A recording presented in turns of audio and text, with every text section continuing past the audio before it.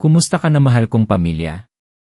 Narito na naman tayo, nagtitipon sa espasyong ito kung saan naglalakbay tayo ng magkasama tungo sa pagtuklas ng mga katotohanan na nagpapalaya at nagpapabago ng ating buhay. Ang tanong na dala natin ngayon ay isang malalim, isang katanungan na maraming puso ang nakakapagtanong sa dilim ng kanilang gabi o sa gitna ng matinding pagsubok. Ang iyong mga panalangin ba ay tila hindi nadidinig? Pakiramdam mo ba ay nagdarasal ka ng nagdarasal, ngunit nananatiling walang sagot, o tila ba walang nangyayari?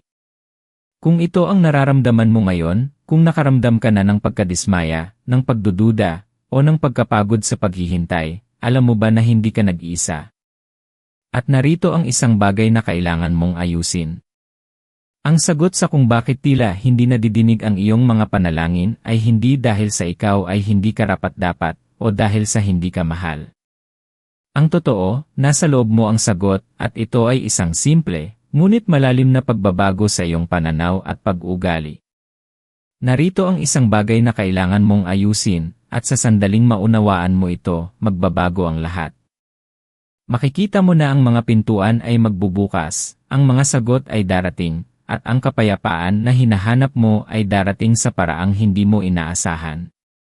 Manatili ka sa akin dahil sa mga susunod na minuto, hindi lang natin tatalakayin ito kundi idedetalye natin ang bawat aspeto at sisiguraduhin kung lalabas ka mula dito na may bagong pag-asa at kapangyarihan.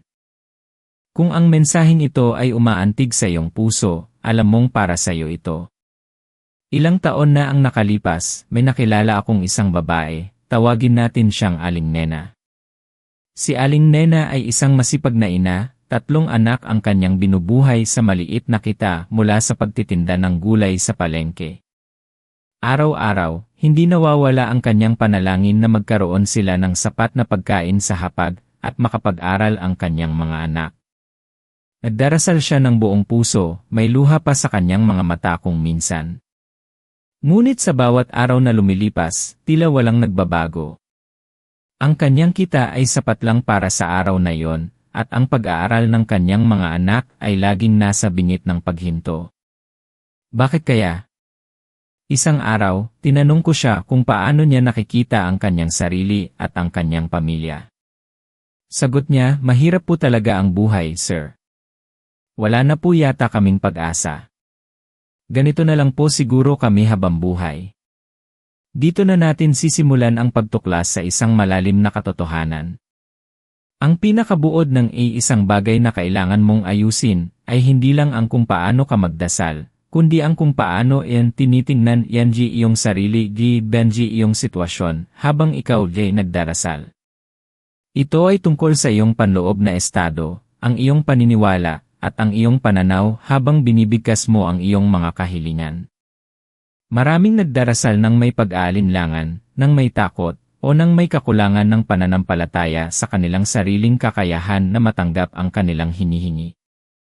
Nagdarasal sila para sa abundance, ngunit sa kanilang puso, naniniwala sila na sila ay karapat-dapat lamang sa kakulangan. Nagdarasal sila para sa paggaling, ngunit patuloy nilang pinag-uusapan ang kanilang sakit at kung gaano ito kalala. Ito ang unang layer, ang pagkilala sa kung ano ang bumabarikado sa ating mga panalangin. Minsan, ang pinakamalaking hadlang ay hindi ang labas na mundo, kundi ang loob mismo ng ating puso at isipan.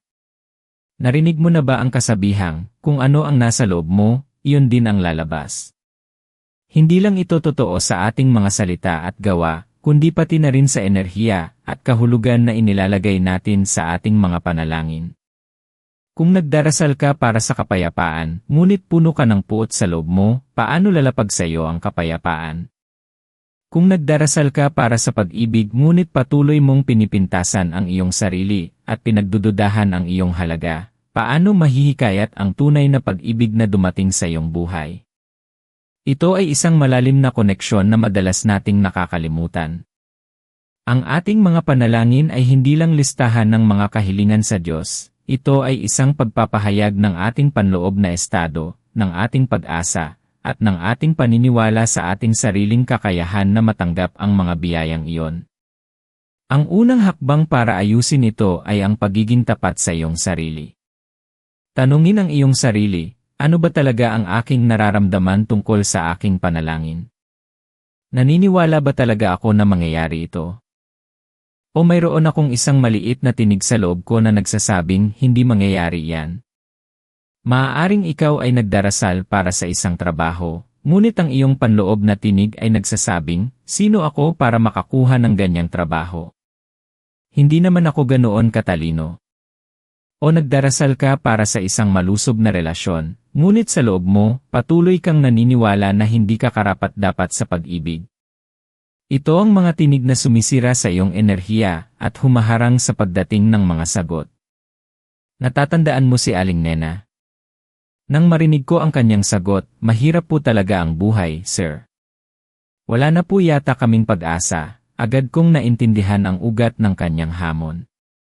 Nagdarasal siya para sa abundance, ngunit ang kanyang puso at isipan ay nakakabit sa kakulangan. Ang kanyang mga panalangin ay mga kahilingan, ngunit hindi ito kasama ng paniniwala na karapat-dapat siya o posibleng magkaroon ng pagbabago. Ito ang isang bagay na kailangan nating ayusin, dahil pagkakaugnay ng ating panalangin ng ating panloob ng paniniwala. Hindi sapat na magdasal lang, kailangan nating magdasal ng may paniniwala na tayo ay karapat-dapat, at may paniniwala na ang bagay na hinihingi natin ay posible at matatanggap natin. Ang Diyos ay hindi nagkakait sa sinuman, ngunit tayo mismo ang nagkakait sa ating sarili sa pamamagitan ng ating mga limitadong paniniwala. Pero dito nagiging interesante ang lahat. Hindi ito tungkol sa pagiging perpekto o sa pagpapanggap. Ito ay tungkol sa tunay na pagkilala at pagpapalit ng mga lumang paniniwala na hindi na nagsisilbi sa iyo. Isipin mo, ang iyong mga panalangin ay parang mga buto. Kailangan mong itanim ang mga buto sa isang lupang mataba, may sapat na tubig at sikat ng araw para lumago. Kung ang lupa ng iyong puso ay puno ng mga damo ng pag-aalinlangan, takot, at kakulangan sa sarili, paano lalago ang iyong mga panalangin? Ang isang bagay na kailangan mong ayusin ay ang lupa ng iyong panloob na mundo. Narito ang 3 malalim na puntos na kailangan mong intindihin at i-apply. Una, ang tinatawag nating intention emotion. Hindi sapat ang magdasal lang ng mga salita. Kailangan mong ilagay ang iyong buong intensyon at ang nararamdamang emosyon sa iyong panalangin. Kapag nagdarasal ka para sa kalusugan, huwag lang sabihin ang mga salita. Isipin mo ang pakiramdam ng pagiging malusob, ang enerhiya, ang kalayaan. Kapag nagdarasal ka para sa abundance, pakiramdam mo ang pasasalamat na parabang nasa iyo na ito. Ang emotion ay ang gasolina ng iyong panalangin. Ito ang nagbibigay buhay at kapangyarihan sa bawat salita. Kung walang emosyon, ang panalangin ay parang isang patay na sulat, walang lakas. Kung kaya mo, subukang ipikit ang iyong mga mata, ilagay ang kamay sa iyong puso, at sabihin ang iyong panalangin hindi lang sa iyong bibig kundi sa bawat hibla ng iyong pagkatao. Ikalawa, ang belief system. Ito ang pinakamahirap baguhin, ngunit ito rin ang pinakamakapangyarihan.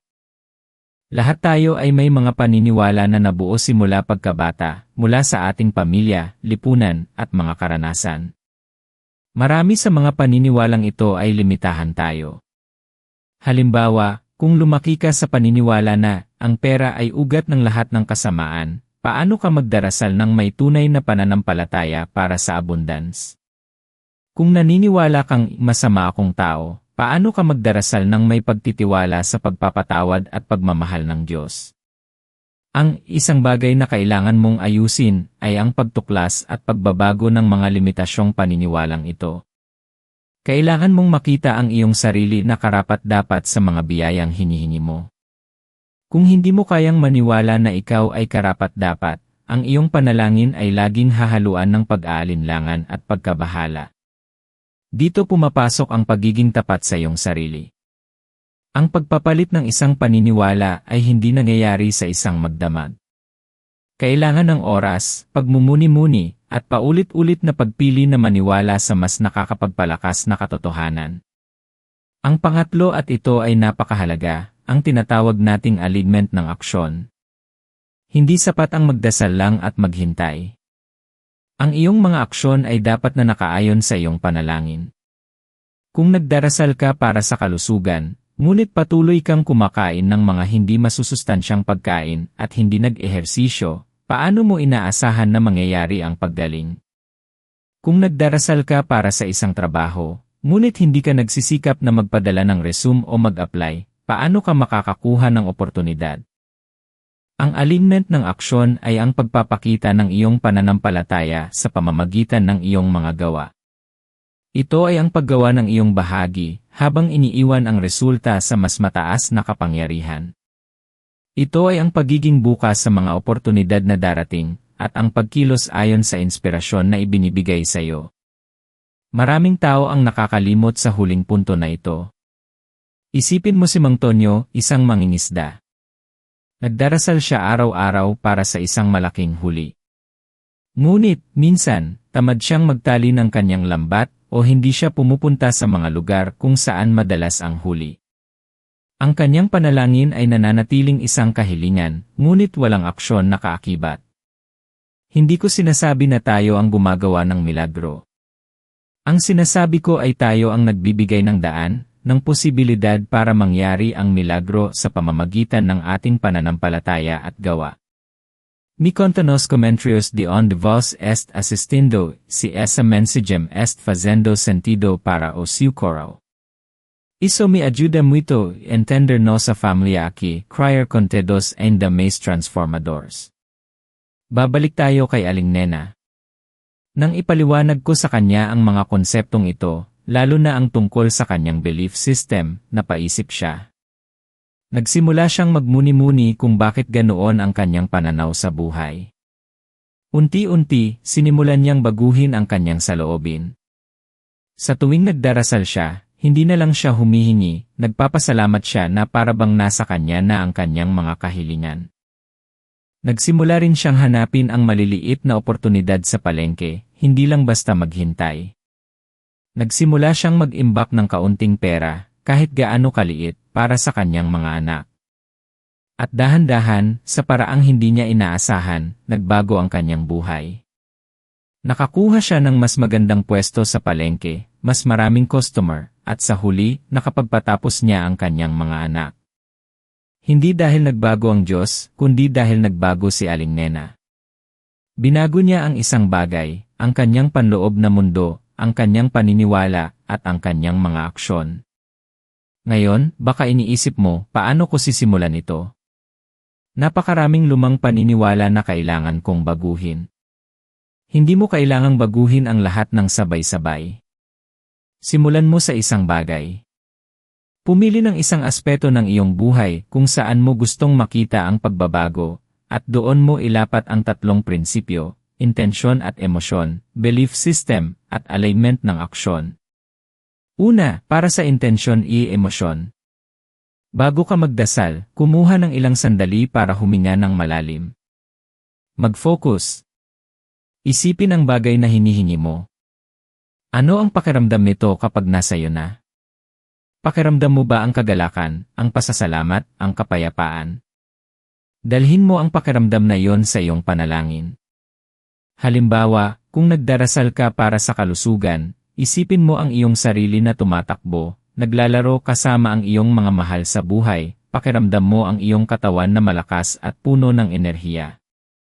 Ito ang kapangyarihan ng visualization at emosyon na kaakibat ng iyong panalangin. Kung kaya mo, isulat mo ang iyong panalangin at basahin ito ng may buong damdamin. Ikalawa, sa belief system.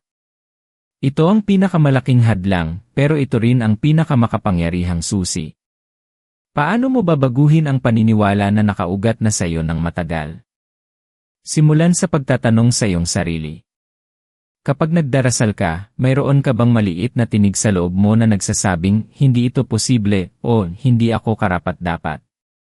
Kilalanin ang tinig na yon. Huwag mong labanan, kilalanin mo lang. Tapos, tanungin mo ang iyong sarili, totoo ba talaga ito? May ebidensya ba ako na hindi ako karapat-dapat? O ito lang ay isang lumang kwento na paulit-ulit kong sinasabi sa aking sarili. Maraming beses, ang ating mga limitasyong paniniwala ay nakabase sa mga takot, hindi sa katotohanan. Pagkatapos mong makilala ang lumang paniniwala, palitan mo ito ng isang nakakapagpalakas na affirmation. Sa halip na sabihin, hindi ako magaling, sabihin mo, may kakayahan ako at ginagamit ko ang aking mga talento upang magtagumpay. Ulitin mo ito araw-araw, hindi lang sa iyong bibig kundi sa iyong puso, hanggang sa maramdaman mong totoo ito. Ikatlo, sa alignment ng aksyon. Hindi mo kailangang gumawa ng malalaking hakbang kaagad. Simulan sa maliliit na aksyon. Kung nagdarasal ka para sa isang bagong trabaho, maglaan ka ng 30 minuto araw-araw para mag-research ng mga kumpanya, i-update ang iyong resume, o makipag-ugnayan sa mga taong makakatulong sa iyo. Kung nagdarasal ka para sa mas malusog na relasyon, simulan mong magbigay ng mas maraming oras sa iyong minamahal, o maging mas mapagbigay sa iyong pagmamahal at pag-unawa. Ang mga maliliit na aksyon na ito ay nagpapadala ng mensahe sa universo at sa iyong sarili na seryoso ka sa iyong panalangin at handa kang tanggapin ang pagbabago. Ito ay nagpapakita ng aktibong pananampalataya. Hindi ito passive na paghihintay, ito ay active na pakikipagtulungan sa banal na kapangyarihan. Ang bawat isa sa atin ay mayroong napakalaking kapangyarihan sa loob. Ang iyong mga panalangin ay hindi lang mga hiling, ang mga ito ay mga deklarasyon ng iyong kalooban, ng iyong hangarin, at ng iyong potensyal. Kung tila hindi pa nadidinig ang iyong panalangin, maaaring hindi dahil sa hindi ka pinapakinggan, kundi dahil sa mayroon kang isang bagay na kailangan mo munang ayusin sa iyong kalooban, sa iyong pananaw, sa iyong paniniwala. Kapag nagawa mo ito, hindi lang ang iyong mga panalangin ang magbabago, kundi ang iyong buong buhay. Makikita mo ang mga pintuan na bumubukas na dati ay nakasara. Mararamdaman mo ang kapayapaan at kagalakan na matagal mo nang hinahanap. Hindi ito tungkol sa magic, kundi tungkol sa pag-unawa sa mga prinsipyo ng paglikha at ang iyong papel bilang isang co-creator sa iyong buhay. Naalala ko ang isang matandang kwento tungkol sa isang magsasaka na nagdarasal para sa ulan. Araw-araw, nagdarasal siya, humihingi ng ulan para sa kanyang tuyong bukid. Sa bawat araw na lumipas, nananatiling tuyo ang lupa. Isang araw, tinanong siya ng kanyang kapitbahay, bakit ka pa rin nagdarasal? Hindi naman umuulan. Sagot ng magsasaka, nagdarasal ako dahil naniniwala ako na ulan. At dahil naniniwala ako, inihahanda ko ang aking bukid at ang aking mga balde para saluhin ang ulan. Ang kanyang pananampalataya ay hindi lang salita, ito ay may kasamang aksyon. At sa huli, dumating ang ulan at siya lang ang handa. Ikaw ba ay handa? Ang iyong potensyal ay mas malaki kaysa sa iyong iniisip. Ikaw ay nilikha para sa isang pambihirang bagay. Hindi dito nagtatapos ang iyong kwento. Ang pinakamahusay sa iyo ay darating pa. Nasa iyo na ang lahat ng kailangan mo upang makamit ang iyong mga pangarap at matanggap ang sagot sa iyong mga panalangin. Kailangan mo lang ayusin ang isang bagay na iyon, ang iyong panloob na pagkakakonekta sa iyong mga hinihingi. Ngayon, sama-sama tayong magdasal. Panginoon naming Diyos, Ama naming mapagmahal, nagpapasalamat po kami sa iyong walang hanggang pagmamahal at awa. Salamat po sa pagkakataong ito na magtipon at matuto mula sa iyong mga katotohanan. Humihingi po kami ng kapatawaran sa aming mga pagkakamali, sa aming mga pagdududa, at sa mga pagkakataong nagkulang kami sa pananampalataya. Ama, ngayon po, itinataas namin ang aming mga puso at isipan. Tulungan po ninyo kaming makilala ang mga limitasyong paniniwala sa aming sarili, ang mga takot at pag-aalinlangan na humaharang sa pagtanggap ng iyong mga biyaya. Bigyan po ninyo kami ng karunungan na baguhin ang aming panloob na mundo upang ito ay maging mas kaayon sa iyong kalooban at sa aming mga panalangin. Puspusin po ninyo kami ng pananampalataya na aming pakiramdaman na ang aming mga kahilingan ay nasa amin na. Bigyan po ninyo kami ng lakas na gumawa ng mga aksyon na nagpapakita ng aming tiwala sa iyo. Palakasin po ninyo ang aming kalooban upang makita namin ang aming sarili na karapat-dapat sa lahat ng iyong kabutihan. Patnubayan po ninyo kami sa bawat hakbang upang ang aming buhay ay maging patotoo ng iyong kapangyarihan at pagmamahal. Pinupuri ka po namin, Ama. Pinupuspusan po ninyo kami ng pag-asa, kapayapaan, at kagalakan. Naniniwala po kami na ang aming mga panalangin ay nadidinig, at ang mga sagot ay darating sa tamang panahon at sa pinakamainam na paraan. Lahat po ng ito ay aming idinadalangin sa matamis na pangalan ng aming Panginoong Hesus. Amen. Mahal kong pamilya, hindi ito ang katapusan ng ating paglalakbay. Ito ay simula pa lamang ng isang mas malalim na koneksyon sa iyong sarili at sa banal na kapangyarihan. Kung may natutunan ka mula sa video na ito, nais kong marinig ang iyong mga saloobin sa comment section sa ibaba. Anong paniniwala ang kailangan mong baguhin? Anong aksyon ang sisimulan mong gawin? Ang iyong kwento ay maaaring maging inspirasyon sa iba. At kung naramdaman mong may nagbago sa iyong puso o isipan ngayon, pakisigurong isubscribe mo ang channel na ito at i-click ang bell icon para lagi kang updated sa ating mga bagong mensahe. Sa susunod na video, tatalakayin natin kung paano panatilihin ang bagong pananaw na ito sa gitna ng mga pagsubok. Hanggang sa muli, tandaan mo, ang iyong mga panalangin ay makapangyarihan. Kailangan mo lang ayusin ang isang bagay na yon. Kaya mo yan. Magtiwala ka. Paalam.